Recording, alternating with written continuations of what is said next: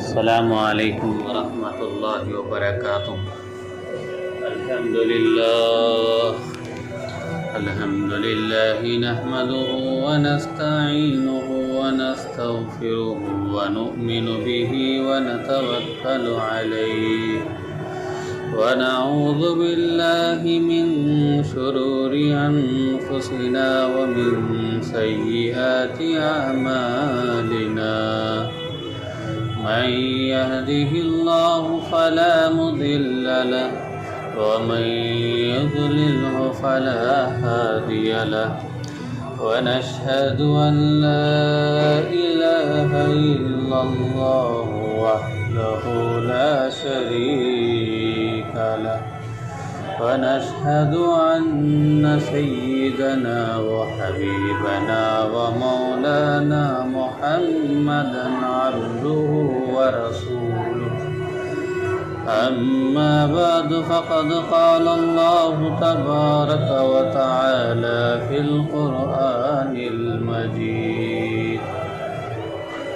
أعوذ بالله من الشيطان الرجيم، بسم الله الرحمن الرحيم، يا أيها الذين آمنوا اتقوا الله حق تقاته ولا تموتن إلا وأنتم مسلمون، وقال عليه الصلاة والسلام: تنكح المرأة لأربع: لمالها ولحسبها ولجمالها ولدينها، فاظفر بذات الدين تربت يداك، أو كما قال عليه الصلاة والسلام۔ بزرگان محترم، حاضرین کرام، نوجوانان عزیز، امت کے غیور مسلمانوں اور نوجوانوں،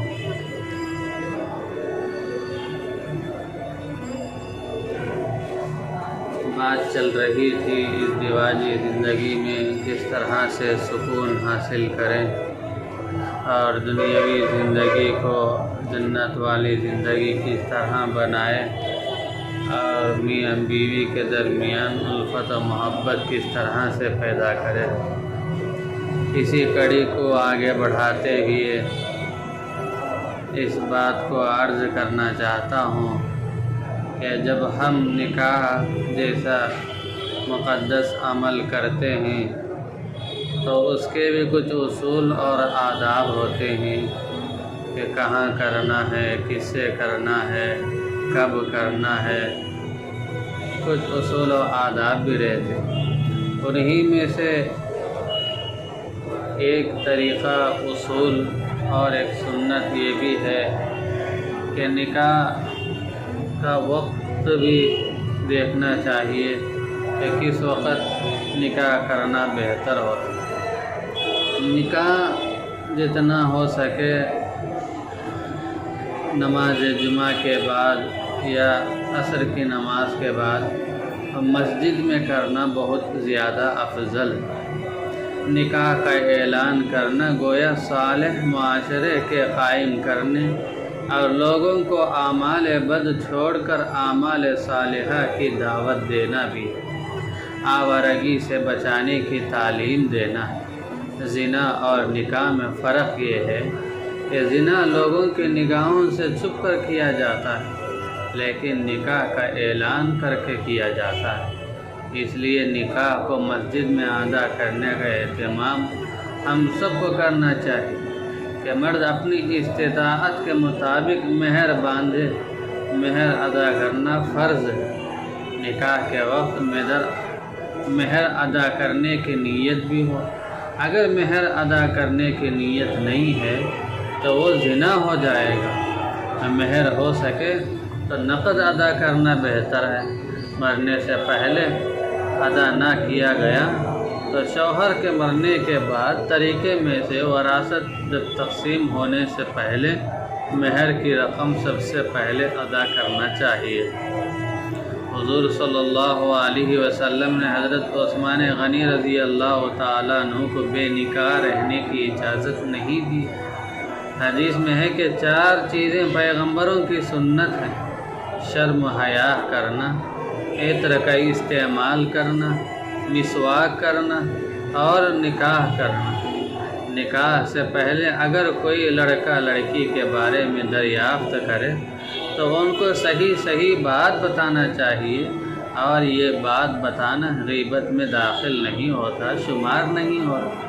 حضرت عبداللہ بن مسعود رضی اللہ تعالیٰ عنہ کی ایک روایت ہے کہ انہوں نے فرمایا کہ ہم سے رسول اللہ صلی اللہ علیہ وسلم نے ارشاد فرمایا کہ اے نوجوانوں کی جماعت، جو شخص تم میں سے گھر گرہستی کا بوجھ اٹھانے کی ہمت رکھتا ہو، یعنی بیوی کے حقوق ادا کرنے کی ہمت رکھتا ہو اور اس کو ادا کر سکتا ہو، تو اس کو نکاح کر لینا چاہیے، کیونکہ نگاہ کو نیچی رکھنے والا اور برائی سے بچانے والا عمل ہے۔ اکثر مسلمانوں نے آج کے زمانے میں نکاح کی عظمت ہی کو ذہنوں سے نکال دیا ہے۔ ایک مسلمانوں کی بڑی جماعت نے نکاح کی جو عظمت اور اہمیت ہے اس کو ذہنوں سے مٹایا اور اس کو خواہشات نفسانی کے پورا کرنے اور دوسروں کے گھروں کو لوٹ کر اپنا گھر آباد کرنے کا ذریعہ بنا دیا۔ نکاح کو مشکل اور زنا کو آسان کر دیا ہے۔ انسانیت کے بیج بونے اور پودے کے پروان چڑھنے کے لیے جو حالات، جو ماحول، جو نورانی فضا اور جو طریقے چاہیے تھے اس کو ختم کر کے لوگوں کی بد دعاؤں اور دل شکنی، دل دکھانے کے ذریعے سے اس نکاح کے عمل کو کیا جاتا ہے۔ اللہ کی لعنت اور عذاب میں یہ عمل کیا جاتا ہے۔ چنانچہ آج عرب کے علاقوں میں دیکھا جائے تو ہزاریں لڑکے بغیر نکاح کے بیٹھے ہوئے ہیں، اور ایشیا کے علاقوں میں ہزاروں لڑکیاں بغیر نکاح کے بیٹھی ہوئی ہیں۔ اگر ایسا ہوگا تو زنا کی کثرت ہو جائے گی۔ چنانچہ موجودہ زمانے میں بھی نکاح کو تجارت کا روپ دے دیا گیا ہے۔ اور دوسری بات یہ ہے کہ شادی کے دن لڑکی والوں کی طرف سے کھانا کھلانا سنت سے ثابت نہیں ہے۔ لڑکے والے لڑکی والوں کو دعوت طعام دینے پر مجبور نہیں کر سکتے۔ اگر مجبور کریں گے تو وہ ناجائز دعوت ہوگی۔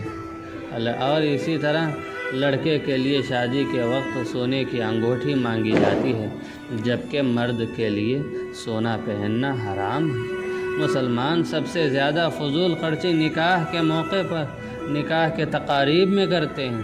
قرآن مجید میں اللہ تعالیٰ نے فضول خرچی کرنے والوں کو شیطان کا بھائی کہا ہے، مگر اللہ کے اس فرمان کی پرواہ کیے بغیر مسلمانوں کی ایک بڑی جماعت شادی بیاہ کی تقاریب میں ایسے موقعوں پر بہت زیادہ فضول خرچی کرتے ہیں، اور بہت زیادہ رقم دولہا دلہن کے اسٹیج کو سجانے اور شادی خانوں کو سجانے اور مختلف قسم کے غیر مسلموں کی رسمیں ادا کرنے، ویڈیوگرافی، دعوت ناموں اور آتش بازی پر خرچہ کرتے ہیں، اور غیر ضروری دعوتوں کا اہتمام کرتے ہیں، اور ولیمہ ڈنر کو نام و نمود اور مقابلہ آرائی سے لیتے ہیں۔ امیروں کی برابری بتلانے کو یہ سب کرتے ہیں۔ رسول اللہ صلی اللہ علیہ وسلم نے فرمایا، مجھے میرے رب نے حکم دیا ہے کہ میں گانے بجانے کے سامان مٹا دوں اور بتوں اور صلیب اور جاہلیت کی رسموں کو ختم کر دوں۔ اکثر بے وقوف اور بے دین مسلمان تو اپنے نکاح کی تقاریب میں بینڈ باجا، آرکیسٹرا، گانے والیاں اور ناچنے والیاں بھی رکھ کر اسلام کا اور مسلمانوں کا مذاق اڑاتے ہیں اور اپنے بے دین ہونے کا ثبوت دیتے ہیں، اور بعض لوگ گھر سے شادی خانے تک آتش بازی پر ہزاروں روپے خرچہ کرتے ہیں۔ ایسی تمام شادیوں میں اللہ تعالیٰ کی لعنت برستی ہے۔ ایسی شادی میں شرکت سے کھلے طور پر انکار کرنا چاہیے، ان کا بائیکاٹ کرنا چاہیے۔ دعوت نامہ آنے پر دریافت کرنا ہے، پوچھنا ہے کہ وہ جوڑے گھوڑے کی رقم لیتے ہیں کہ نہیں ہے۔ اگر لیتے ہیں تو اس نکاح کا ساتھ مت دینا۔ بنی اسرائیل کے علماء جب اپنی قوم کو اچھے کاموں کو کرنے اور برے کاموں سے منع کرنے کو چھوڑ دیا اور خود بھی ان کی محفلوں میں شریک ہونے لگے تو ان کے چہروں کو بدل دیا گیا، مسخ کر دیا گیا۔ ایسے محفلوں میں شریک ہو کر گنہگار مت بننا، اللہ کے خاطر ناراضگی کا اظہار کرنا اور اسلام کا مذاق اڑانے میں ساتھ مت دینا، دوسروں کے گناہ میں شریک ہو کر خود بھی زبردستی گناہ کا سودا کرنا ہوتا ہے۔ لڑکا اور لڑکی والے ایک دوسرے سے لین دین کا مطالبہ بھی نہیں کرنا چاہیے۔ اللہ تعالیٰ نے قرآن مجید میں فرمایا، تم لوگ ایک دوسرے کا مال ناحق طریقے سے نہ کھاؤ۔ آج کے مسلم معاشرے میں کہیں لڑکے والے لڑکی والوں سے روپے، پیسے اور سامان جہیز کا مطالبہ کرتے ہیں، اور کہیں لڑکی والے لڑکے والوں سے ذاتی مکان، موٹر گاڑی اور عمدہ سامان کے بغیر شادی نہیں کرتے، جس کی وجہ سے عرب معاشرے میں سینکڑوں لڑکیاں عمریں بڑی ہو کر بیٹھی ہوئی ہیں، اور ایشیا میں لڑکیوں کے پاس دولت نہ ہونے کی وجہ سے بغیر شادی کے دن کاٹ رہی ہے یا غیر مسلموں سے شادی کر رہی ہے۔ جب آپ ایمان رکھتے ہیں تو ایمان کے تقاضوں کو بھی پورا کرنا ہوگا۔ جب تک ایمان کے تقاضے پورے نہ کیے جائیں گے اس وقت تک ایمان کا ثبوت نہیں دے سکتے۔ اللہ تعالیٰ نے قرآن مجید میں ایمان کے ساتھ ساتھ اعمال صالحہ کا بار بار مطالبہ کیا، الا الذین آمنوا وعملوا الصالحات، اور مسلمانوں کو ایک دوسرے کا مال ناحق حرام طریقوں سے کھانے سے منع فرمایا۔ مگر ہم ایمان کا دعویٰ کرتے ہیں اور اپنے آپ کو مسلمان کہنے کے باوجود رسول اللہ صلی اللہ علیہ وسلم کے ارشادات کے کھلی طور پر خلاف ورزی کرتے ہیں، اور اللہ کی تاکید کے باوجود حرام طریقوں سے لڑکی سے گھوڑے جوڑے کی رقم اور ناجائز طریقے سے جہیز کا سامان لیتے ہیں، اور شادی کے نام پر لڑکی والوں کا گھر لوٹتے ہیں۔ یہ اللہ اور اس کے رسول کے ساتھ وفاداری نہیں ہے بلکہ بغاوت اور نافرمانی ہے، دین کو مٹانا ہے۔ اللہ کے رسول علیہ السلام نے فرمایا، نکاح سے محبت پیدا ہوتی ہے۔ اگر کسی کا گھر لوٹا جائے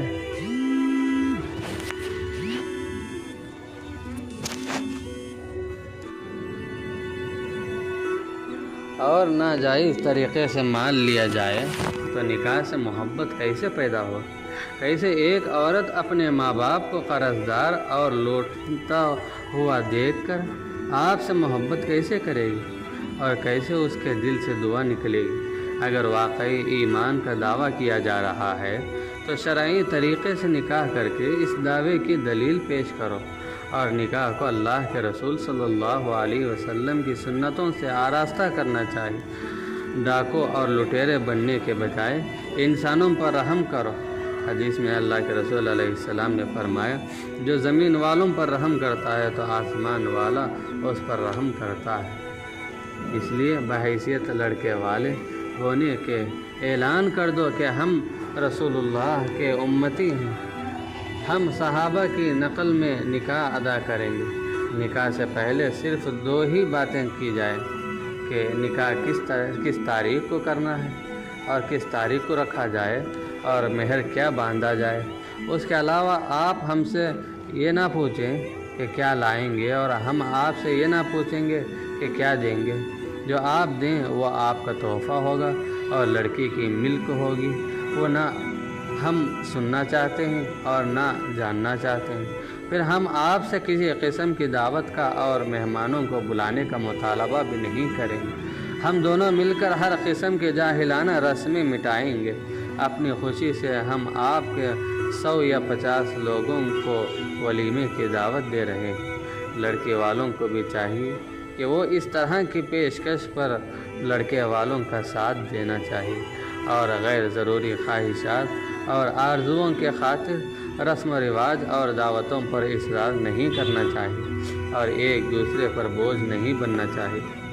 نکاح کو آسان بنانے والوں کی تعداد آج کے زمانے میں نہیں کے برابر ہے۔ جب ہمارے آقا رسول اللہ صلی اللہ علیہ وسلم نے ہم کو یہ تعلیم دی کہ نکاح کو آسان بناؤ تاکہ زنا مشکل ہو جائے، اور یہ بھی فرمایا کہ سب سے بابرکت نکاح وہ ہے جس میں کم سے کم خرچ ہو، مگر اس کے باوجود نکاح کو آسان بنانے والوں کی تعداد نہیں کے برابر نظر آتی ہے، اور دیندار لوگ بھی نکاح کو کم خرچ والا اور آسان بنانے میں ناکام نظر آتے ہیں۔ اللہ کے رسول علیہ السلام کی یہ ہدایات مسلمان صرف بولنے اور سننے کے عادی بن گئے ہیں۔ ہر واعظ اپنی تقریر میں ان احادیث کو بتاتے ہیں، بولتے ہیں، سمجھاتے ہیں، مگر ان پر عمل قطعی طور پر نظر نہیں آتا۔ ہر شخص چاہے امیر ہو یا غریب اپنی اپنی حیثیت سے بڑھ چڑھ کر خرچہ کرنا چاہتا ہے اور آرزوں اور ارمان نکالتا ہے، اور ان احادیث کو نظر انداز کر کے ہر کوئی یہ کہتا ہے کہ شادی بار بار نہیں ہوتی ہے۔ آرزو اور ارمان نکالنے کا یہی وقت ہے۔ جو لوگ دیندار ہیں ان کی دینداری بھی عجیب ہے۔ ان کے نزدیک شرعی انداز پر شادی کرنے کا مطلب ہے کہ جوڑے کی رقم نہ لی جائے، سامان جہیز نہ مانگا جائے، اور رسم و رواج نہ کیے جائیں، اور مسجد میں نکاح کیا جائے، باجا وغیرہ نہ بجایا جائے۔ اس سے ہٹ کر باقی تمام کام وہ اپنے معیار اسٹیٹس سے کرنا چاہتے ہیں۔ وہ چاہتے ہیں کہ لڑکا اور لڑکی والوں کا ذاتی بنگلہ اور کھوٹی ہو، وہ غریب اور نادار نہ ہو، چاہے پڑھے لکھے دیندار ہی کیوں نہ ہو، ان کے معیار کے مطابق شادی کر سکیں۔ اچھا شادی خانہ لیں۔ آج کل تو دولت مند لوگ ایئر کنڈیشن شادی خانہ پسند کر رہے ہیں۔ عمدہ اور نئی کار دولہا اور دلہن کو لے جانے کے لیے لی جاتی ہے۔ برائے نام رسم کو پورا کرنے مسجد میں نکاح کیا جاتا ہے، پھر 2-3 گھنٹوں بعد دولہا شادی خانے آتا ہے۔ دونوں طرف خاندان کے خاص لوگوں کو نئے کپڑے بنائے جاتے ہیں۔ دلہن کے لیے دونوں طرف سے بڑی تعداد میں کپڑے اور سونے کے زیورات لیے جاتے ہیں۔ لڑکی کو بیوٹی پارلر لے جا کر بنا کر سنگھار کر لایا جاتا ہے۔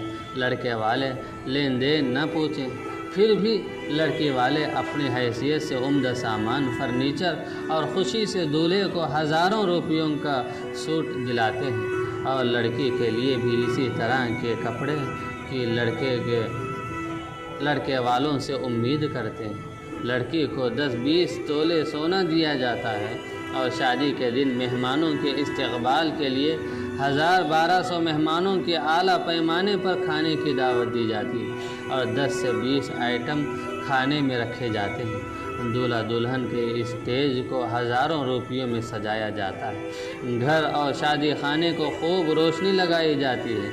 دولہے والے بھی اس کے جواب میں ولیمے کی تقریب غریبوں کو بلائے بغیر 1000-1200 آدمیوں کو دعوت دیتے ہیں، اور دلہن والوں سے ہٹ کر دوسرے آئٹموں سے ضیافت کراتے ہیں، دعوت کراتے ہیں۔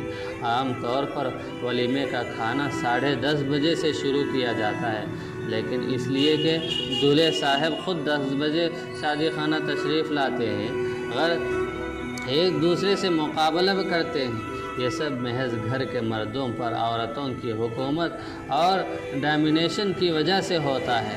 دینداروں کے تقاریب میں نماز کا بہت کم اہتمام دیکھا گیا ہے۔ موجودہ زمانے کے دیندار مسلمانوں کو اللہ کی یہ تاکید ہی کا یاد نہیں ہے کہ اے ایمان والو، دین میں پورے داخل ہو جاؤ اور شیطان کے نقش قدم پر نہ چلو، وہ تمہارا کھلا دشمن ہے۔ یا ایھا الذین آمنوا ادخلوا فی السلم کافہ ولا تتبعوا خطوات الشیطان۔ لیکن ایسے لوگوں کے نزدیک دعوت نامے کے سیدھے سادے چھپوانے سے بے عزتی نظر آتی ہے۔ گھروں اور شادی خانوں پر روشنی کرنا فضول خرچی نظر نہیں آتی۔ دولہا دلہن کے اسٹیج کو تھوڑی دیر بیٹھنے کے لیے سجانے کے لیے ہزاروں روپیے خرچ کرنا فضول خرچی نہیں ہے۔ ان کو یہ احساس ہی نہیں ہوتا کہ دولت اللہ کی نعمت ہے، اس کا حساب لیا جائے گا، اور میدان محشر میں دولت کے کمانے اور خرچ کرنے کا جواب دینا پڑے گا۔ بغیر اس کا جواب دیے بغیر قدم نہیں ہٹ سکیں گے۔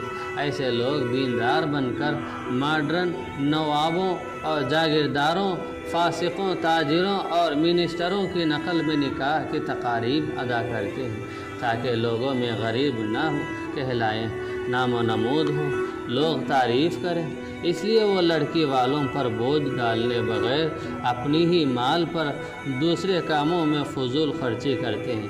اپنے عزت کے خاطر وہ سیدھی سادی شادی نہیں کر سکتے ہیں اور نہ سادے دعوت نامے تقسیم کرتے ہیں اور نہ 2-4 آئٹم والا کھانا کھلاتے ہیں اور نہ شادی خانے میں ضرورت کے مطابق روشنی لگاتے ہیں۔ اگر وہ ایسا کریں گے تو ان کا تصور ہوتا ہے کہ لوگ ان کے اس عمل کو غریبوں کی شادی کہیں گے، استطاعت نہ رکھنے والا کہیں گے، کنجوس کہیں گے۔ ان کی امیری اور دولت مندی کا رعب لوگوں پر نہیں پڑے گا اور وہ معاشرے میں دولت مند اور امیر نہیں کہلائیں گے۔ اس لیے جھوٹی شان اور جھوٹی عزت حاصل کرنے کے لیے واسطے یہ سب دکھاتے ہیں اور دکھاوا کرتے ہیں۔ ایسے لوگوں کو اللہ کی یہ تاکید یاد رکھنی چاہیے کہ اے ایمان والو، اللہ سے ڈرو جیسا کہ اس سے ڈرنے کا حق ہے۔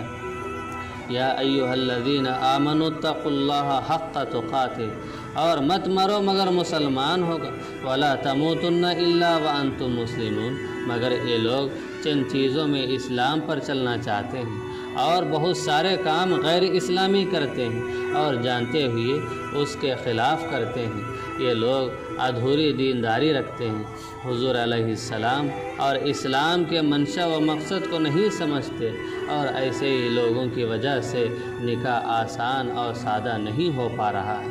اگر معاشرے کے دولت مند لوگ جو دینداری کا لیبل لگا کر رکھے ہیں وہ نکاح کو آسان اور کم خرچے پر انجام دیں گے تو ان کی سادگی کو دیکھ کر دوست احباب، خاندان والے اور دوسرے مسلمان بھی ان کی نقل میں سادگی اختیار کر سکیں گے۔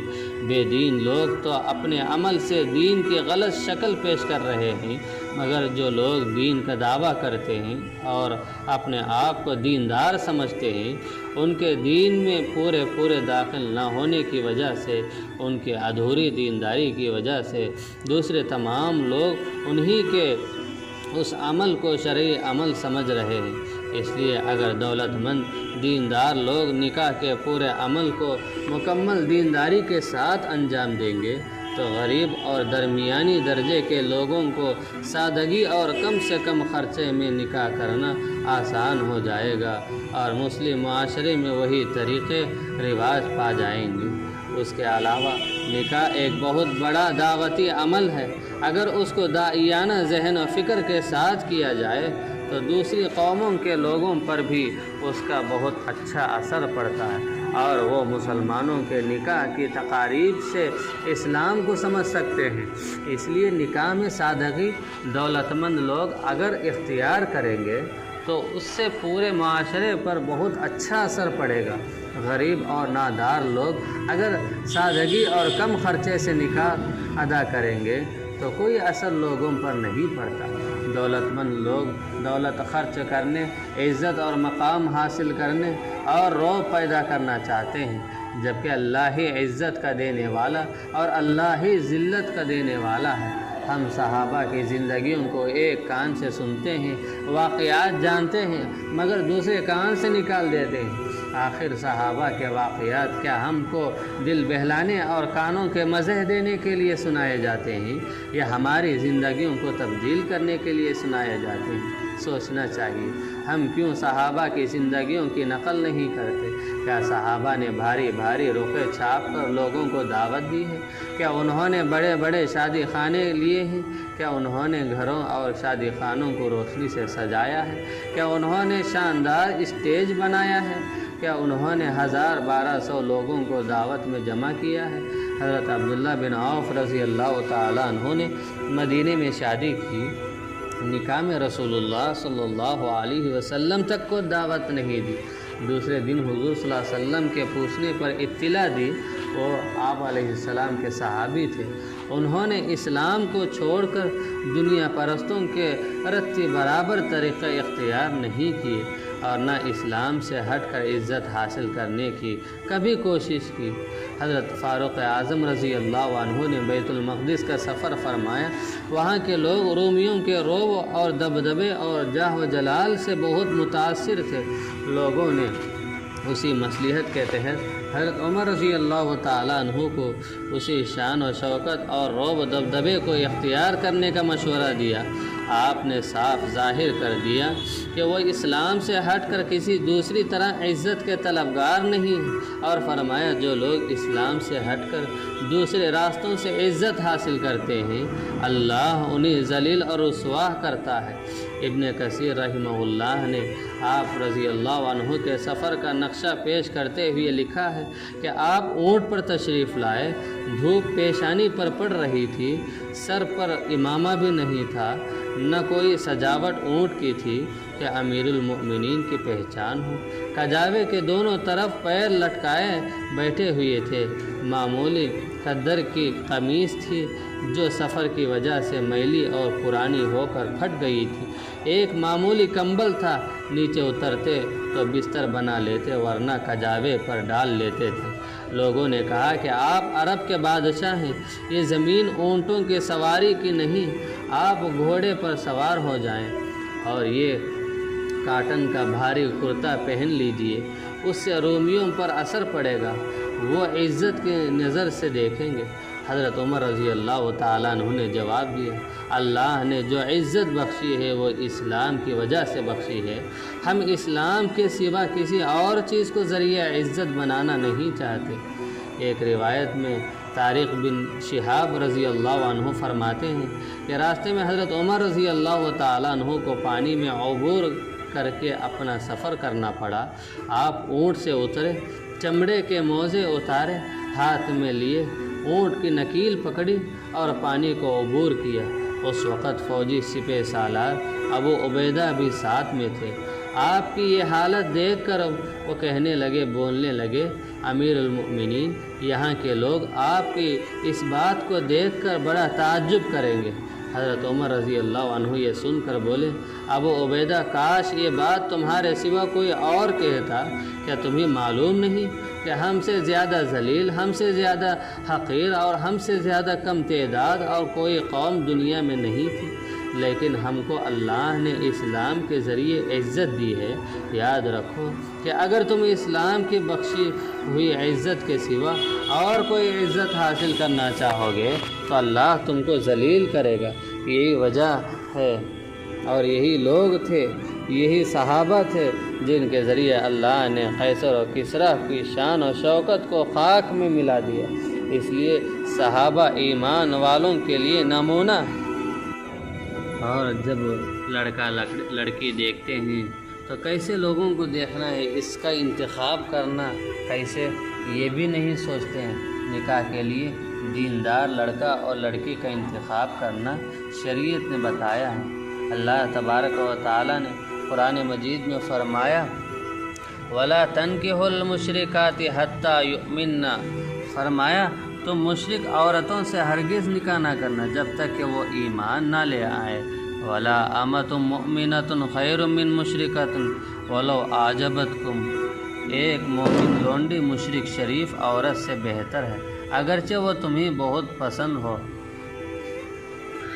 حَتَّى يُؤْمِنُوا، اور فرمایا وَلَا تُنْكِحُوا الْمُشْرِكِينَ حَتَّى يُؤْمِنُوا، اپنی عورتوں کے نکاح مشرک مردوں سے کبھی نہ کرنا جب تک کہ وہ ایمان نہ لے آئیں۔ وَلَعَبْدٌ مُؤْمِنٌ خَيْرٌ مِّن مُشْرِكٍ وَلَوْ أَعْجَبَكُمْ، اور فرمائے ایک مومن مرد مشرک شریف مرد سے بہتر ہے اگرچہ کہ وہ تمہیں بہت پسند ہو۔ اور آگے فرمایا اولئک یدعون الی النار، یہ لوگ تو تمہیں جہنم کی طرف دعوت دے رہے ہیں۔ واللہ یدعو الی الجنہ والمغفرہ بإذنہ، اور اللہ تعالی تمہیں جنت کی طرف اور مغفرت کی طرف اپنی مرضی سے بلا رہے ہیں، لیکن تمہیں ان کی بات پر نہ چلنا۔ اللہ کے رسول علیہ السلام نے فرمایا کہ جب کوئی ایسا شخص تمہارے پاس نکاح کا پیغام بھیجے جس کی دینداری اور اخلاق تمہیں پسند ہو، تو جس لڑکی کے تم ولی ہو، ذمہ دار ہو، اس لڑکی کا نکاح اس شخص کے کر دینا چاہیے۔ اگر تم نے ایسا نہیں کیا تو زمین میں بڑا فتنہ اور فساد پیدا ہوگا۔ دوسری روایت میں حضرت ابو ہریرہ رضی اللہ تعالیٰ عنہ کی اللہ کے رسول علیہ السلام نے فرمایا، عورت سے 4 چیزیں دیکھ کر نکاح کرنا چاہیے، اس کے مال کی وجہ سے یا اس کے حسب و نسب کی وجہ سے یا اس کی خوبصورتی اور حسن کی وجہ سے یا اس کی دینداری کی وجہ سے۔ بس دیندار عورت کو اپنے نکاح میں لا کر کامیاب ہو جاؤ۔ فاظفر بذات الدین۔ دوسری روایت میں اللہ کے رسول نے فرمایا، دنیا دار خوبصورت حسین عورت کے مقابلے کالے موٹے ہونٹ والی حبشی دیندار عورت ہو تو اس کو ترجیح دو۔ حدیث میں اس بات کی بھی تعلیم دی گئی کہ کسی لڑکا یا لڑکی کا رشتہ کسی سے چل رہا ہو یا منگنی ہو جائے تو اس کی منگنی پر پیغام نکاح نہ دو جب تک کہ وہ ٹوٹ نہ جائے یا رشتے کی بات ختم نہ ہو جائے۔ اور فرمایا کہ جس کے پاس 4 عورتیں نکاح میں ہوں تو 5ویں عورت نکاح میں لانا جائز نہیں ہے۔ موجودہ زمانے کی نصرانی لڑکیوں سے نکاح بھی نہیں کرنا چاہیے، اس لیے کہ وہ مشرک قوموں سے نصرانیت اختیار کرتی ہیں اور ایمان ہی کی بنیاد سے واقف نہیں ہوتی۔ اسی طرح قادیانی لڑکا یا لڑکی سے نکاح نہیں کرنا چاہیے، کیونکہ یہ لوگ تو کافر ہیں۔ عورت کے حسن و جمال کی وجہ سے اگر نکاح کیا گیا تو ایسی عورت کو عام طور پر اپنے حسن و جمال پر خوب ناز ہوتا ہے، وہ اطاعت کرنا نہیں چاہتی بلکہ اطاعت کروانا چاہتی ہے۔ پھر یہ بھی ذہن میں رکھنا چاہیے کہ 2-3 بچوں کے بعد عورت کی خوبصورتی باقی نہیں رہتی اور موٹی ہو جاتی ہے یا پیٹ موٹا ہو جاتا ہے اور موٹا ہو کر باہر نکل جاتا ہے، سینہ پھیل جاتا ہے، بے ڈھب ہو جاتی ہے، بال جھڑنے لگتے ہیں وغیرہ وغیرہ کی چیزیں ہیں۔ حسن و جمال والی عورت عام طور پر شوہر کے خدمت گزار کم رہتی ہے، وبال جان بنی ہوئی رہتی ہے اور ہر ایک کو اپنا حسن دکھا کر تعریف سننا چاہتی ہے۔ پھر وہ اپنے مقابلے شوہر کی خوبصورتی کو دیکھتی ہے کہ وہ کیسا ہے، کالا ہے، صورت شکل میں اوسط ہے، درمیان ہے، تو وہ اس کو اپنے مقابلہ کچھ بھی نہیں سمجھتی اور دوسرے مردوں پر نظر رکھتی ہے، اس لیے کہ اس کو اس کے معیار کو شوہر ہی نہیں ملا۔ اسی طرح مالدار عورت سے اگر نکاح کیا گیا تو پہلی چیز یہ ذہن میں رکھنا چاہیے کہ مال اس کے ماں باپ کے پاس رہے گا، وہ ساتھ لے کر نہیں آتی، صرف جہیز میں اچھا سامان اور روپیہ پیسہ دے دیا جائے گا۔ وہ جس طرح عیش و آرام میں اپنے ماں باپ کے گھر زندگی گزارتی تھی، اسی طرح کی زندگی وہ شوہر کے پاس زندگی گزارنا چاہتی ہے، ورنہ وہ شوہر اس کے گھر اور اس کے لوگوں کو غریب اور ادنا سمجھنے لگتی ہے۔ سسرال میں بھی لوگ ایسے شخص کو غریب گھرانے کا داماد تصور کرتے ہیں۔ ایسی عورت کو ماں باپ کی دولت مندی پر غرور اور تکبر ہوتا ہے، وہ پورے گھر غلام بنا کر رکھنا چاہے گی، بغیر نوکر کے کچھ بھی گھر کا کام نہیں کرے گی۔ اس لیے نکاح ایسی عورت سے کرنا چاہیے جو مالداری اور قابلیت میں مرد سے کم ہو۔ لڑکی کے انتخاب کرنے میں دینداری، امور خانہ داری اور اخلاق کو دیکھنا چاہیے۔ دین کا پختہ علم رکھتی ہے یا نہیں رکھتی ہے، اس کو دیکھنا چاہیے۔ لڑکی کی ماں کو خاص طور پر دیکھنا چاہیے کہ وہ کتنی دیندار ہے اور کتنی شوہر کے عزت و احترام کرنے والی ہے، ماں باپ اور بھائی بہنوں میں کتنا اسلام کا لحاظ اور پابندی کرتی ہے۔ گھر کے لوگ دین سے بیزار ہیں یا دین کو پسند کرتے ہیں، اس کو سمجھنا چاہیے اور اس کو سمجھانا چاہیے۔ لڑکی کی ماں شوہر پر قابو رکھتی ہے یا شوہر کے تحت کاروبار انجام دیتی ہے، اس کو اچھی طرح جاننا چاہیے۔ جس گھر میں عورت مرد پر چھائی ہوئی ہوتی ہے، وہ گھر میں اولاد کی تربیت صحیح نہیں ہو پاتی۔ اس گھر کی لڑکی بھی اپنی ماں کے نقش و قدم پر، اپنی ماں کے چال پر اختیار کرتی ہے اور اس کے چال پر چلتی ہے۔ آج کے زمانے میں مسلم معاشرے کی تباہی اور بربادی کی ایک وجہ یہ بھی ہے کہ ہم اپنے آقا محمد صلی اللہ علیہ وسلم کی ہدایتوں کو نظر انداز کر کے اس کے خلاف رشتے پسند کر رہے ہیں، اور لڑکا لڑکی کے نکاح میں دینداری کو معیار بنانے کے بجائے حسن اور خوبصورتی، گورے پن کو دولت اور حسب نسب، تعلیم، عہد و کرسی، بنگلہ کوٹھی اور جائیداد کو معیار بنایا ہے۔ جس طرح لڑکے کے انتخاب میں دیندار لڑکی کو معیار بنانا ہے، اسی طرح لڑکی کے لیے بھی دیندار لڑکے کو معیار بنانا ہوگا۔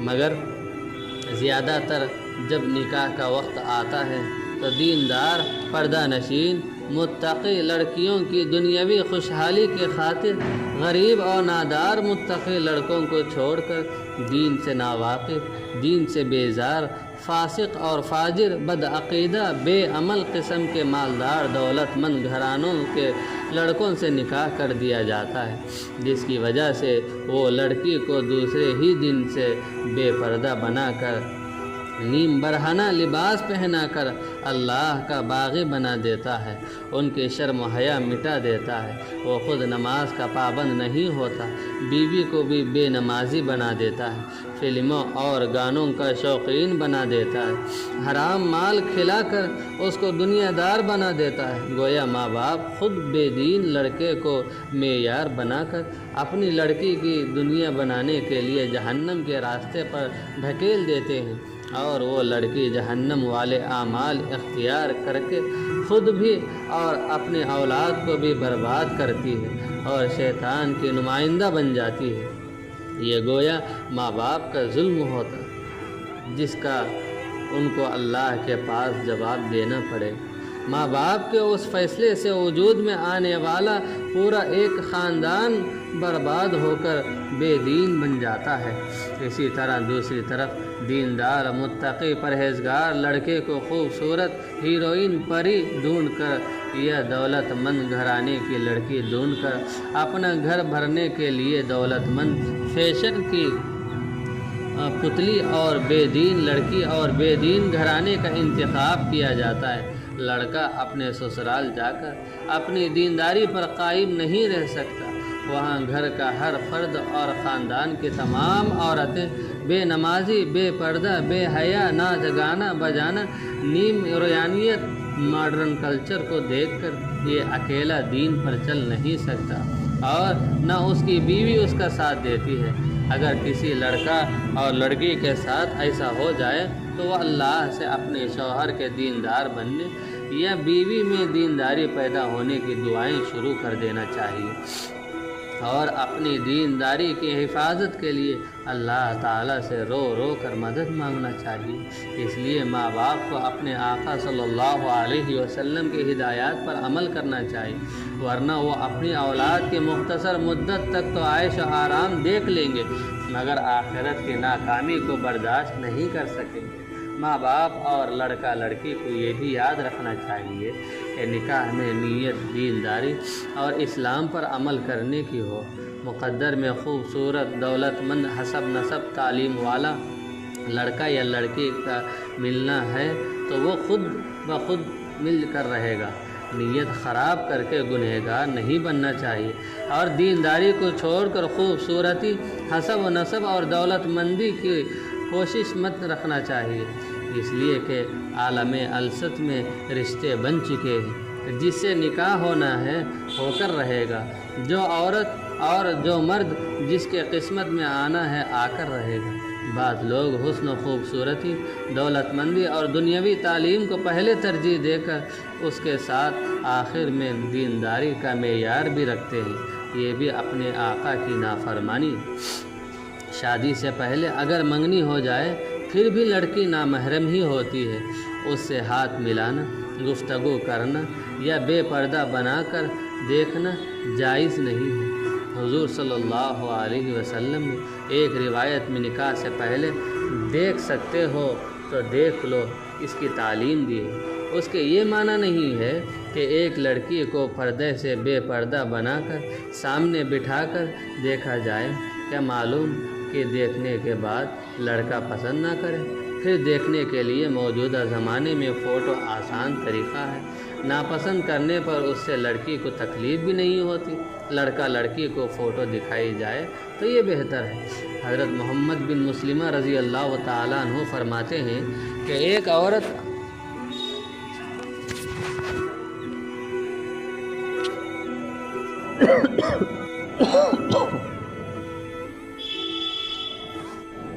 حضرت محمد بن مسلمہ رضی اللہ تعالیٰ عنہ فرماتے ہیں کہ ایک عورت سے میری شادی کی بات ہونے لگی، میں نے چھپ کر اسے دیکھنے کی کوشش کی، آخر کار ایک دن میں نے اس کو اپنے باغ میں دیکھ لیا۔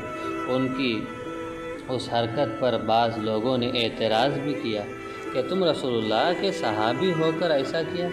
حضرت محمد بن مسلمہ رضی اللہ تعالیٰ عنہ فرماتے ہیں کہ میں نے خود آپ علیہ السلام کو فرماتے ہوئے سنا ہے کہ اس طرح دیکھنے میں کوئی حرج نہیں۔ اس طرح حضرت جابر رضی اللہ تعالیٰ عنہ نے بھی اپنے ہونے والے بیوی کو چھپ کر دیکھا اور نکاح کیا۔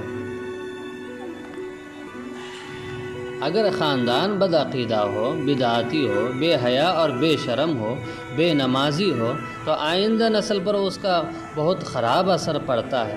بچے بیوی نماز کے عادی نہیں بنتے ہیں، بیوی میکے جا کر نماز اور پردے کی پابندی نہیں کرتی، ماں باپ کے غلط عقائد پر چلتی ہے۔ دنیاوی اعتبار سے کم انٹر پڑھی لکھی لڑکی سے نکاح کرنا ضروری ہے۔ لڑکی بالکل جاہل رہنے سے بھی دین کی سمجھ اعلیٰ طریقے پر حاصل نہیں ہو سکتی۔ اس لیے اسلام کو عبادت بناؤ، نکاح کو عبادت بناؤ، اور نکاح کو عبادت بنانا ہر مسلمان کے لیے ضروری ہے۔ اسلام نے نکاح کو نہ صرف معاشرے کی ایک اہم ضرورت بتلایا بلکہ اسے ایک اہم عبادت قرار دیا ہے۔ بے شعور، غافل اور بے دین لوگوں کے نزدیک نکاح کا تصور عبادت نہیں ہے بلکہ رسم و رواج اور فسق و فجور بن کر رہ گیا ہے۔ چنانچہ بہت سارے لوگ ایمان کا دعویٰ کرنے اور اپنے آپ کو مسلمان کہنے کے باوجود جنگلی، جاہلوں اور پاگلوں اور بے وقوفوں کی طرح نکاح جیسی اہم عبادت کو اپنے آقا حضرت محمد صلی اللہ علیہ وسلم کی سنتوں سے آراستہ کرنے کے بجائے شیطان کی اتباع اور پیروی میں انجام دے کر اس کی پوری روح اور حقیقت ہی کو برباد کر دیتے ہیں، اور نکاح کے ذریعے اللہ تعالیٰ کی رحمت اور برکت کو حاصل کرنے کے بجائے لعنت اور عذاب کے مستحق بن جاتے ہیں۔ یعنی نیکیوں اور جنت کا سودا کرنے کے بجائے گناہ اور دوزخ کا سودا تیار کرتے ہیں۔ ایسے لوگوں کی بے دینی، گمراہی اور دنیا پرستی کا یہ عالم ہوتا ہے کہ وہ نکاح کو عبادت تصور نہیں کرنے کی وجہ سے نکاح کا عمل ادا کرنے کے لیے ہر قسم کے ظلم و زیادتی والے اعمال اختیار کرتے ہیں، اور بے دین انسانوں کی طرح جہالت کا مظاہرہ کرتے ہیں، اور دنیا کے دوسرے انسانوں کے سامنے اسلام کی غلط شکل پیش کر کے اسلام کے خلاف خود بھی چلتے اور اسلام کو بدنام کرتے ہیں۔ آج ایسے ہی لوگوں کی وجہ سے زنا آسان ہو گیا ہے اور نکاح مشکل بن گیا ہے۔ چنانچہ ایسے بے دین، فاسق اور فاجر لوگ نکاح جیسے پاکیزہ عمل کو ادا کرتے وقت ان چیزوں کو دھیان میں رکھنا چاہیے اور اس کا خیال کرنا چاہیے کہ وقت کی بربادی بھی ہو رہی ہے، حرام مال بھی لوٹا جا رہا ہے، جاہلانہ رسم و رواج کی پابندی بھی کی جا رہی ہے، فضول خرچی بھی کی جا رہی ہے اور اس کا بے تحاشا خرچ کیا جا رہا ہے، اور اولاد کی اسلامی آداب سے ناواقفیت بھی ہو رہی ہے۔ بزرگان محترم، اس لیے اپنے نکاح کو عبادت سمجھنا ہے اور اس کو عبادت بنانا ہے۔ انشاءاللہ ان 5 چیزوں کو تفصیل کے ساتھ پھر آئندہ بتاؤں گا۔ اللہ تبارک و تعالیٰ سے دعا کرو، اللہ تبارک و تعالیٰ ہم سب کو اچھی طریقے سے نکاح کو شریعت کے دائرے میں دیندار طریقے سے اپنے نکاح کرنے کی توفیق عطا فرمائے، اور اپنے اولاد کو اپنے نیک صالح دیندار لڑکی کا انتخاب کرنے کی بھی توفیق عطا فرمائے۔ اور اللہ تعالی ہم سب کو نکاح کو آسان بنانے کی کوشش کرنے کی توفیق عطا فرمائے، اور تمام فضول خرچی اور لین دین کے جہیز کے لعنت سے حفاظت فرمائے، اور اپنے نکاح کو مسجد میں کرنے کی توفیق عطا فرمائے۔ آمین۔ وآخر دعوانا الحمد للہ رب العالمین۔ السلام علیکم ورحمۃ اللہ وبرکاتہ۔